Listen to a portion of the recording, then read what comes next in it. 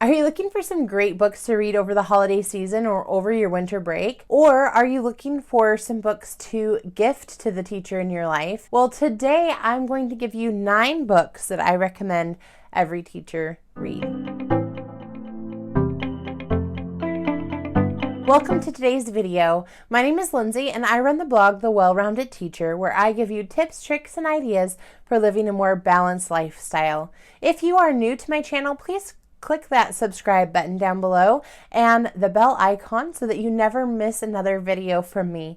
And if you are a returning viewer, thank you so much for coming back and joining me today as we explore 9 books that every teacher should read. There is kind of a combination of things here. I'm going to go through a few different ideas, so hang with me. I trust that there will be something on here that will pique your interest and be just right for you. The first thing that I would, the first book rather, that I would recommend is called The 7 Habits of Highly Effective People by Stephen Covey. This is an old book, but still a timeless classic. I think that his ideas that he shares in his book are things that you're going to continue to bring to mind even as the time passes by. And you may even want to revisit some of those ideas and just kind of dig a little deeper and explore them a little more fully. I would definitely recommend it. As a side note, there are also 7 habits for kids, which I've been using in my classroom. We use it actually at school-wide. And so we teach that a new habit each month to our kids, and we're able to kind of walk through some of those with them as well. I would highly recommend it, and I think that it will be very helpful in bringing to mind just some of those things that effective people are doing on a regular basis. Continuing on with the thought of habits, the second book is called Atomic Habits by James Clear, and in this book he talks about the framework for being able to create new habits. So he gives ideas on how to let go of some of those negative habits that are holding you back. And then he talks about some ways to move forward and create new habits. I think for teachers, for everyone, but I think as teachers are feeling stress and burnout, decision fatigue, things of that nature, overwhelm, it really is helpful if we can get a handle on our habits and the things that we can automate so that we're not having to make decisions about that all the time. And I think that will help us to feel a little more freedom to be able to move forward in a more positive way. The next few titles have to do with leadership.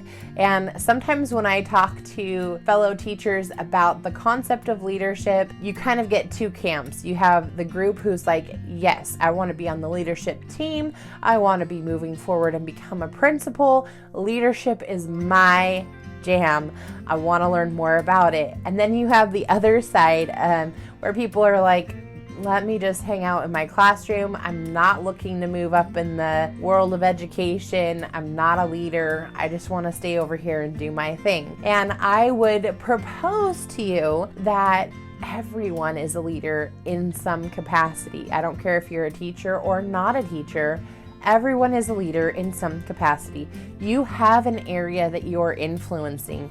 Whether you are the boss, whether you are the principal, and higher up in management on a leadership team, or whether you are a parent or the classroom teacher, it doesn't matter who you are, you're leading someone, either your peer group or young children who are looking up to you. So I think that developing our leadership skills is not a bad thing, and I think it can be really, really helpful no matter what capacity you're in or what your future aspirations are. So that being said, here are some titles I recommend.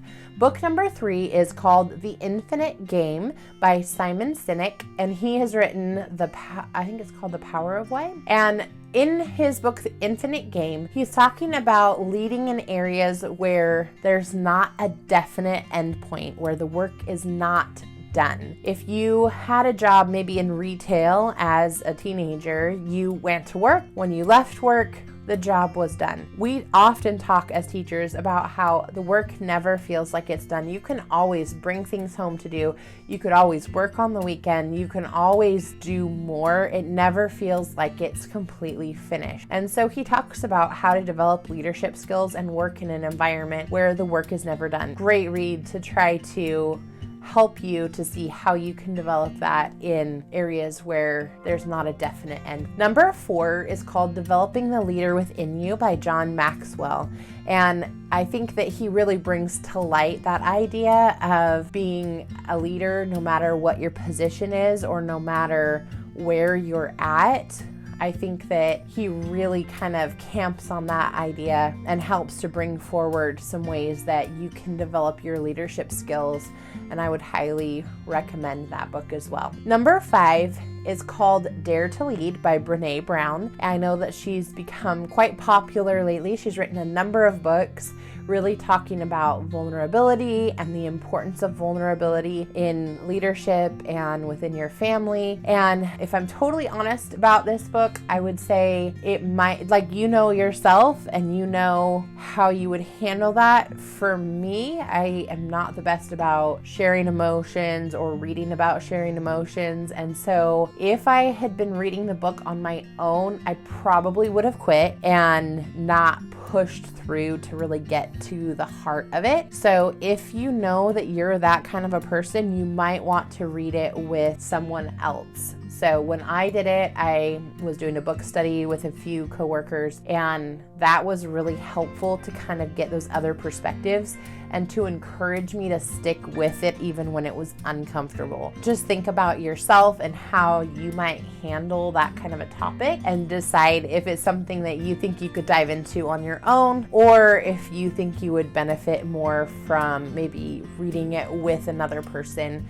just so that you can bounce ideas off of each other and share some of the concepts. So that's all I would say about that, but it was really good to think about how to be a little bit more vulnerable. You don't have to be over the top, but how to bring some of that into your interactions with others and how it can actually benefit and grow the community that you're working in. So we're gonna move a little bit out of leadership and kind of onto some other topics that I think are really helpful. Number 6 is called Awakened by Angela Watson, and she was a former teacher, national board certified teacher. And what I like about this book is that she really goes through the mindset and talks about some of those situations and some of the things that can cause us to maybe get into that negative spiral and the negative mindset, and how that affects our actions going forward, and how we can reframe situations into more of a positive growth mindset, and how that can actually benefit us in the future and help to alleviate some of the burnout that people feel from just the mental drain and fatigue of constantly dwelling on the negative stuff. Highly recommend Awakened by Angela Watson. Number 7 is called The Minimalist Home by Joshua Becker. I'm not saying that you need to go complete minimalist, bare bones, have nothing around your house, but I do think that a lot of teachers feel stress, overwhelm, decision fatigue, and that leads to burnout and just some really negative emotions and puts people in kind of a negative zone. And so I think considering the idea of minimalism or downsizing stuff, again, there's a whole wide spectrum, right? You don't have to go to the extreme one way or the other, but I think that it can be really healthy to consider if there might be some value in eliminating some of our physical stuff in order to try and bring some clarity of mind and bring some peace and stress reduction. So I would definitely recommend reading The Minimalist Home. Number 8 has to do with finances. Again, I know this can be a touchy topic, but a lot of teachers, depending on where you are, and especially if you're just getting started, your salary might not be all that high. You've got student loan debt, you've got rent you have to pay, maybe you want to actually purchase a house in the future and you're trying to figure out, how am I going to get all of this under control so that I can achieve those goals that I have for myself? So I think that reading up on personal finance can be extremely helpful, even if it feels a little bit stressful in the beginning, okay? I'll have a video coming up a little bit later on how dealing with your finances can actually be a form of self-care. I know it doesn't sound like it, but I promise you it can be. Book number 8 is called The Total Money Makeover by Dave Ramsey. And if you've done any sort of research in the personal finance world, I'm sure that you've heard of him. He definitely has a proven program, specific steps that walk you through how to get a grip on your finances. And I know that it was extremely helpful for me, and I was able to get my student loan debt paid off by using the principles that he shares. And so I would really recommend reading his book and just trying to grow yourself in that area. Now, if you're looking to gift a book to someone, you know, this is one of those that can be a little touchy, because if you gift it to the person and you don't know that they're interested in finance, they might think that you're trying to tell them something. So just use some discretion, but I think it could be really helpful both as a gift or to read on your own. Definitely recommend The Total Money Makeover. And then number 9 is more of just a book to read for fun. And, you know, there are some topics that are a little heavier in it, but I think that it's just a great read. It's a young adult book called Echo by Pam Munoz Ryan.